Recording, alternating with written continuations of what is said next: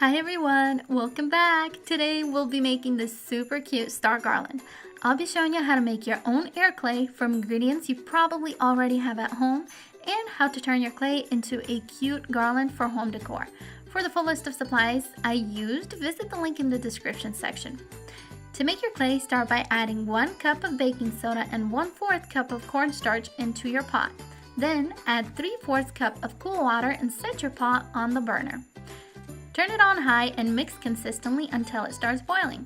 Then turn your heat down to about medium and keep mixing until your mixture becomes thick. This should take about 5 minutes. Once it's thick, take it out and set it into a bowl to cool off. Don't forget to cover it with some wrap as it can dry pretty quick. If it's still sticky, you can dust it with some baking soda.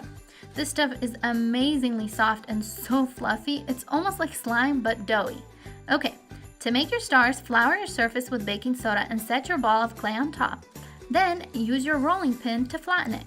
Following that, use a star cookie cutter to create your stars. They should pop right out. If your stars keep getting stuck in your dough, mix in more baking soda. Make sure the surface you leave them on is floured. This will avoid cracking when they are drying. You can either bake them for 2 hours at 170 or let them air dry. Don't forget to flip them and dry both sides if you're air drying them.